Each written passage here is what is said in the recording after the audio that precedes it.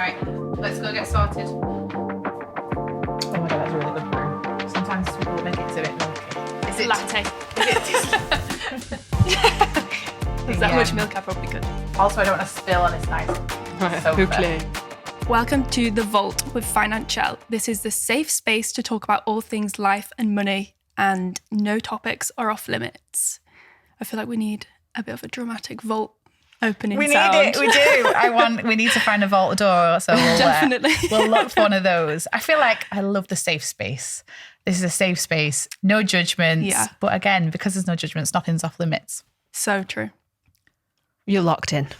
We're ready to go. Right, Lucy, what have you got for us? So, first up, I've got a little TikTok. We like to talk about TikToks all the time. So, I thought Laura is our resident city girl.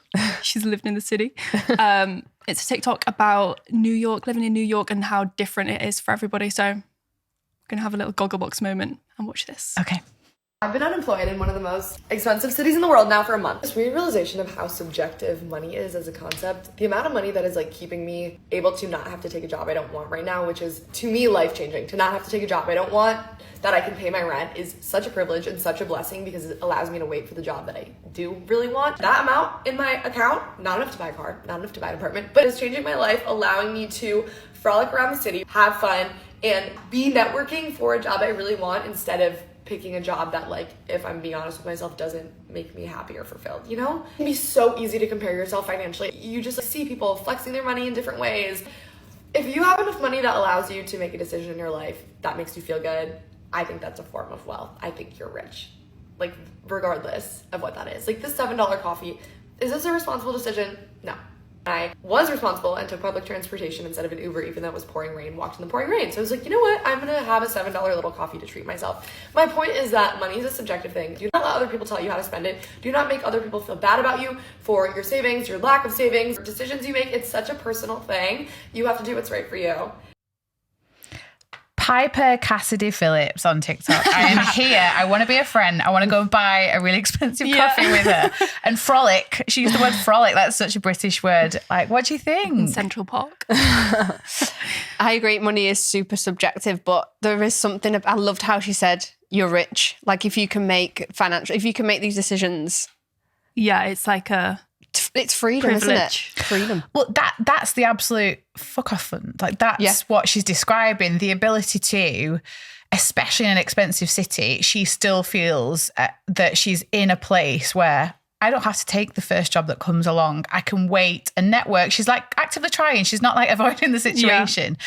But I can just imagine how that feels, and that feels a lot better than having, like, whether it's $10,000 in your account or $50,000 or like something specific. It's actually a feeling, and you can see it in her face. Like, I mean, it's probably the skincare as well. She looks amazing, but she's just in a happy place, and she's not got the weight of the world on her shoulders, and she's unemployed in a really expensive city. I left an unhappy job literally like that, and people, because I had I had like an emergency fund, I had a fuck off fund, and I only realised that that's what it was now. But I remember I literally came home to my husband. I was like, "So, I'm going to quit my job tomorrow," and he was like, "What?" We'd just got married.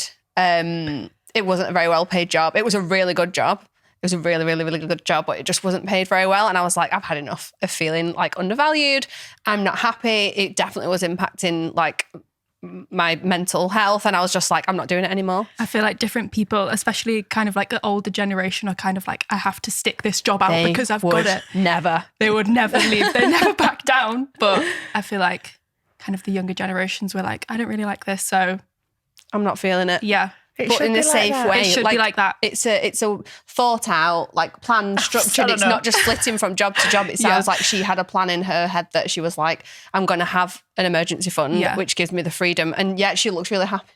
Also the power of little treats. I need my treats daily. Yeah, and she's unemployed, so she's not going, I need to go into like, start Gucci. Like, I need to go either splurge money or I need to save it. She's just kind of cracking on as she always does. I do wonder whether she did what you did though and came home and over dinner and you just cut in the steak and you're like, so I've quit my job. Like, it's such a thing for people. Yeah. I have seen people, especially in the financial community, spend months, if not years, in jobs they absolutely hate for lots of different reasons, for security, obviously, and being able to put food on the table, for fear of telling the boss that you're not sure, and it's a bit like Stockholm syndrome. If you've been in a place for a long time, it's really difficult to leave. But when people save like a couple of months worth of savings and they realize actually they can survive on a lot less, we have seen people do that, actually, just what Piper's done. Yeah, some people, it's not always about a financial win. It's definitely not. It's more of a feeling. Balance. And I feel like this generation is more about balance. Yeah. We're not just work. Yeah, Gen Z's get a hard for rep the money. For moving, yeah, maybe a little bit hackers. extreme the other side, but moving from job to job. But I think there's something in our generation, you're right, or a little bit older, whereby you just stick with a job. And if everyone was terrified of on the CVs, it's saying, "Oh, you've had a lot of jobs, haven't you?" You're like a the hopper. worst thing. Yeah. Whereas I think now, it's the norm. Literally, Don't take any shit. Like, No. I love it. Honestly, I wish And everyone, it was a I bit feel more like like that when we the were world younger. is just going to be a happier place because everyone's going to be doing what they like doing. yeah. Exactly. No one's going to be forced. What were the We just need to hope that people want to be engineers and all of those hard jobs.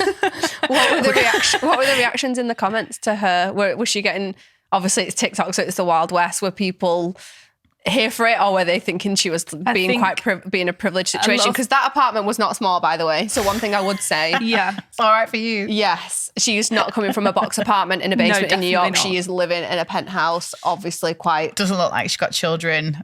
From the apartment, by the way, not Yeah, from yeah. her. And It's for her tiny. age, probably. I could be wrong. But again, the way she was not saying, oh, I've got more time with my kids now. So that was a good one, Lucy. Let's see what you bring next week. Yes, you have to wait and see. What's next? So we've got a little dilemma. One of our community members has written in, and I thought you two are the perfect people to give us an answer, give some guidance, give some advice. Yeah. So, buckle in. Are you ready? No. I'm scared.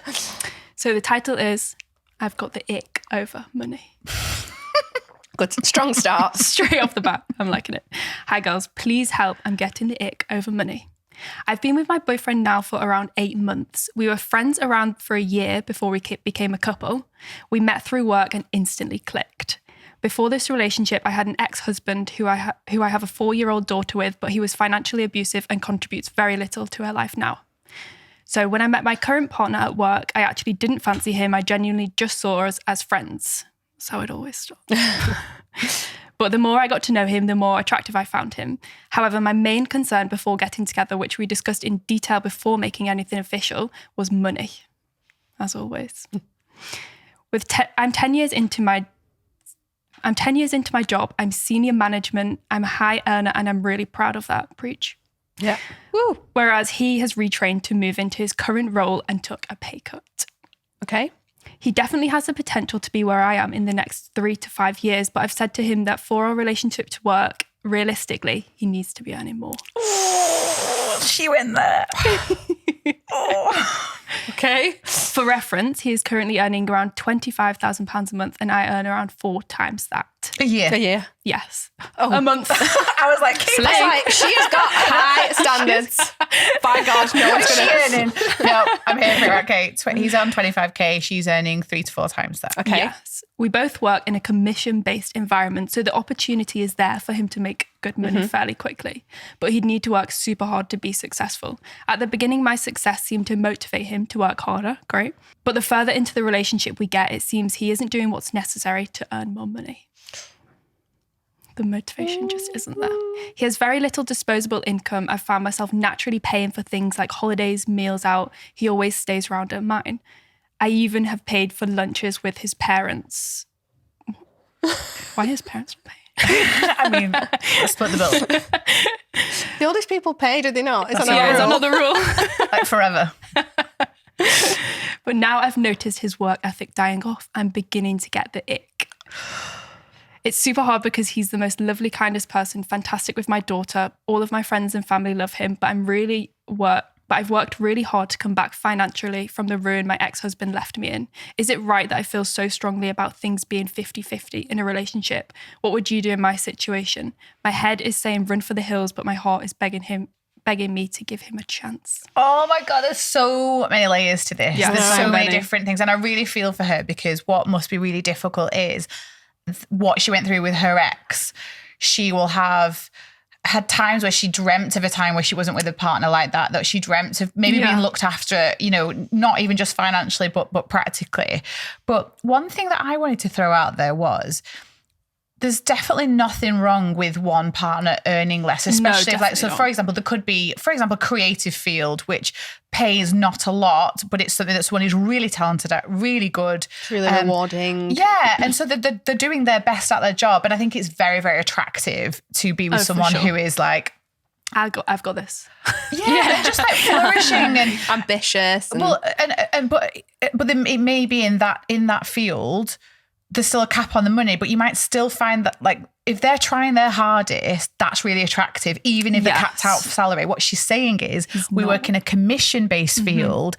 It's kind of not trying. Yeah. Because she's flourishing and they're in the same job role, effectively. Exactly. Yeah. So that's why I think this is a bit of an issue. It would be an issue for me, actually, because this isn't saying he doesn't earn enough. He's actually not putting the work in at work. And I am putting the work in at work. Is he maybe a bit comfortable? Yeah, he's coasting. He maybe got a bit of a sugar mama? Maybe he's having a great time. Well, I feel like, but I would say if it was the other way around and this was a man writing in with this dilemma, I feel like we would all feel a little bit differently. We'd be like, oh, I'd be like, that's great. Literally. So what, like, gender comes into this quite a lot, of someone being potentially, why it sits so uncomfortably, I think, with a lot of people when the woman earns more. Yes, there's a little bit more background. There's transparency in their jobs because they both got the same one and she knows that he's not working hard enough, la, la, la. But that I'm paying for things. I mean, paying for that her parents-in-law meal is unforgivable. I think I would be harsher on her. Sorry. I would be harsher on her if she just was complaining he didn't earn enough and she had to pay for more, because that's bullshit. And you don't have to be 50-50 in a relationship. There's different periods where either partner, like same-sex couples as well, where you have health issues, you have job changes. Yeah, ebbs and flows, and you just kind of go with it. You can't complain that you're paying for more things because, hang on a minute, like, what's wrong with the man earning less than the woman in this scenario? Yeah. It's the ick. And I'm like, is the ick the number? Or is it his work ethic? What do you think, Lucy? Definitely the worth ethic. Who went to the dentist yesterday? No, you do really well. You wouldn't even know you went to the dentist yesterday, actually, is it? It's definitely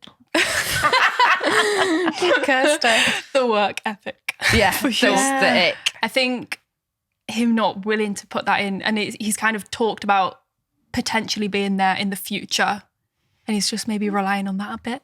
But he's definitely getting a bit too comfortable. Ooh, I think riding on her coattails. My big thing is, how do you raise it? Like, what does she do? Does she sit him down and talk about the it? Like, or do you just... I'd send Monzo requests. Like, that meal that we took your parents, I think I picked the bill up for that. Oh, no. I love that. That's your answer. Send a Monzo request. I think there's definitely more of that, because I feel like we love seeing where there's differences in income, but where you have a really good, solid and stable relationship. Yeah. You navigate those different eras. It could be maternity leave era. It could be job loss. It could be mental health. It could be job change, studying. We see people like come out of a career and study. So I would like to think that it's not the number. And maybe he's lost a bit of passion for what he's doing. Maybe he needs a career change. Like if you're in sales and you're not selling, you're not enjoying what you're doing. No. Maybe they need a money date night. I love a money date night. And especially one whereby you set money goals together, so then you're held accountable. You're like an M&S deal, though. Like who's paying for that? Who's buying it? But imagine, like, sitting down together and agreeing in advance, where do we want to be?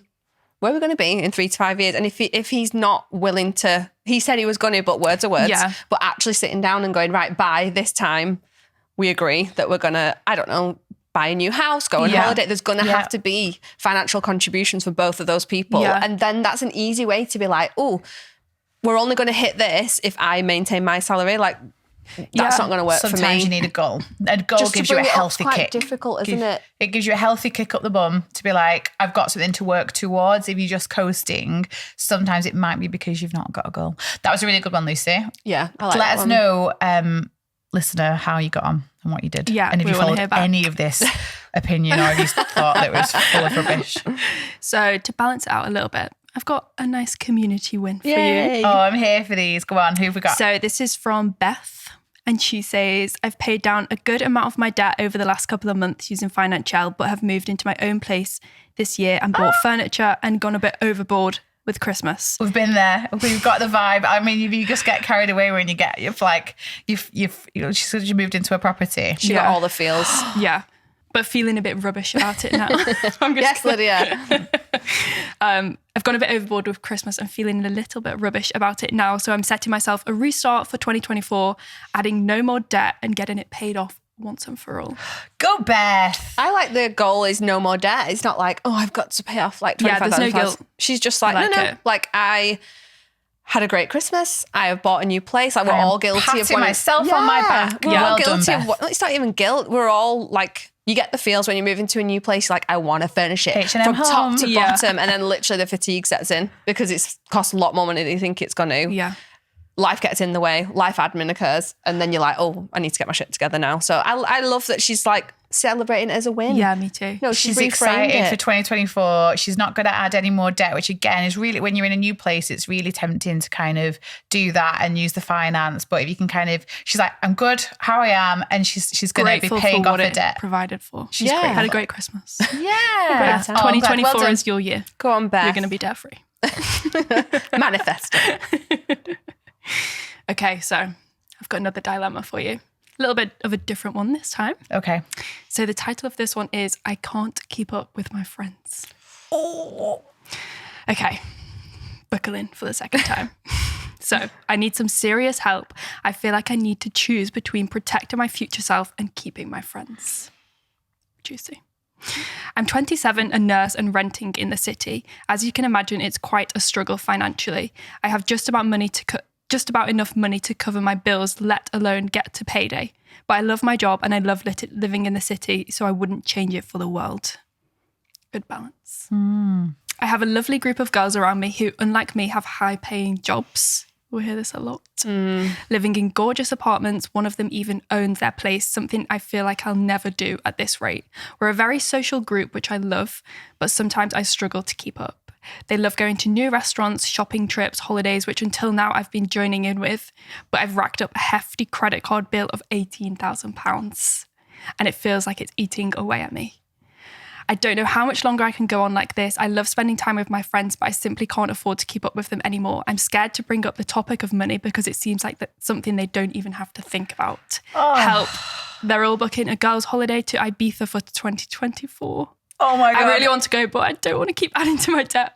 I feel like we need a crowdfund. She's got a GoFundMe for Ibiza 2024. You're going to need that just for the wardrobe. The lady that did the GoFundMe for the Birkin. Like she was like putting on TikTok, she was putting like posters around. She's like putting QR codes for the GoFundMe around New York. I think it was a joke. I hope it was a joke. I feel like I want to check in and see if she got it. Oh, this poor girl. Oh, do you know give her a hug. And it is definitely, when everyone's in the girl group when you're coming out of uni, you kind of tend to be on a bit of a par. Everyone struggled a little bit, generally at uni, people struggle differently, obviously, but you're all starting on a similar playing field when it comes to the first jobs and salaries and stuff. It really does, but then it starts to kick up for some people. And obviously, I remember we were speaking to an amazing community member last week and she worked in the museum sector.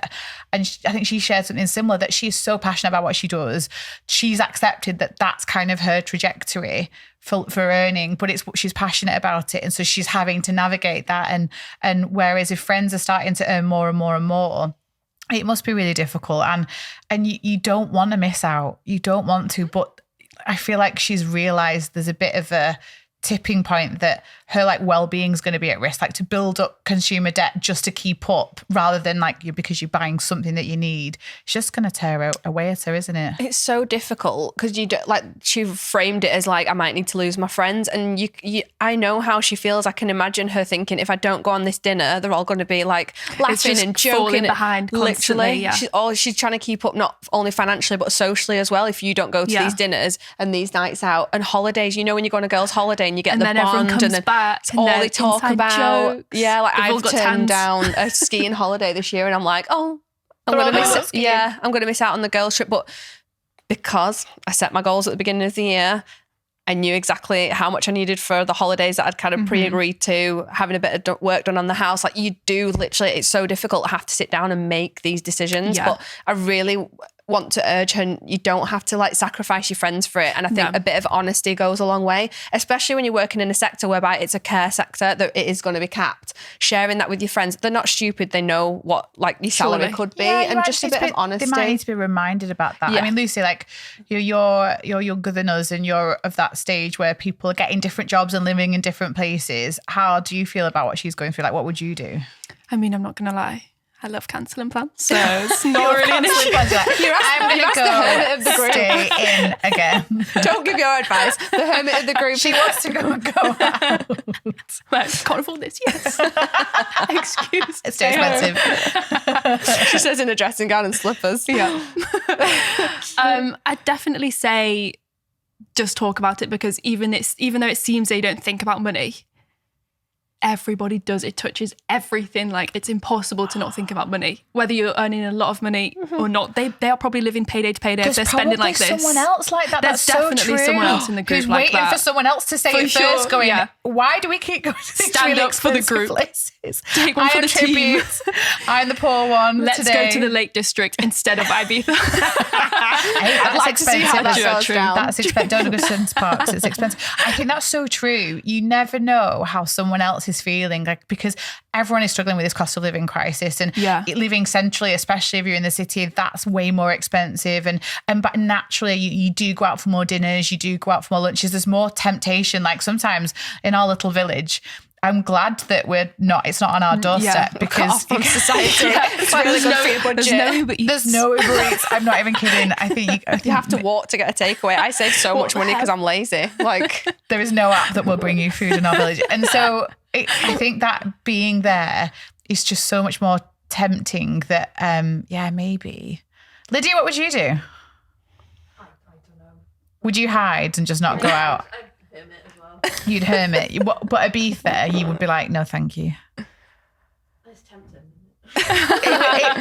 You know how expensive it is, FOMO. though. So expensive. But like you say, a lot of people on that trip that going on that trip definitely can't afford it. So you kind of want to say to her, like, you do know that people aren't like paying for this in cash. Yeah, the amount of realistically, people, guys, who's putting this on their credit card? literally. So really, receipts. Probably. You want the actual receipts. Yeah. That's no, so you don't true. want the receipts. I feel like what she could possibly do as well is, even though she's probably on a lean budget, trying to make sure that there's a little bit for eating out, a little bit for a coffee, a little bit for clothes, whatever the little things are, because she's going to allow herself that at least once a month, especially if you want to start paying down this debt.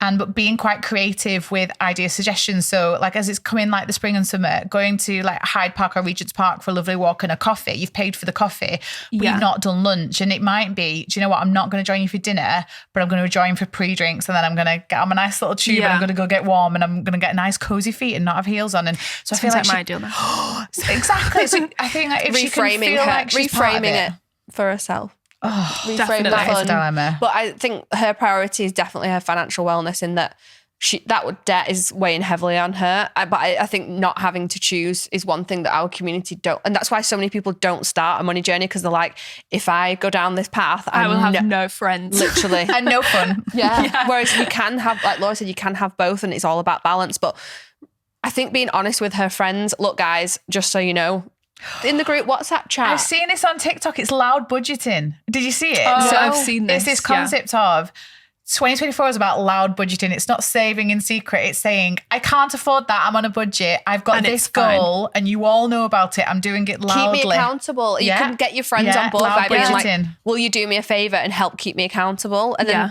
you've got everyone else looking after you as well. Definitely. And I'm sure they have money goals as well that they want to hit, that they're probably not moving towards if they're going to Ibiza and going to all these restaurants and everything. Yeah. Like you say, whether you're on 100 grand or 25, people live to their level means. of spending. Absolutely. Their rent will be higher. They might have everyone could do something usually. Yeah. Do you know what? Tell us what you do. And if anyone else is listening from the financial community and has a similar experience, let us know. We'd love to hear more about it. And if you have any suggestions, we're here for yours as well. I like it.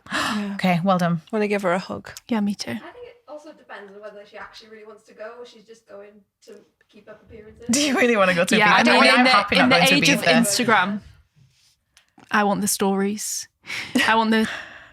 You need that private jet that's in a hangar that doesn't go anywhere. I don't want to be on a group picture with Wayne Linekar.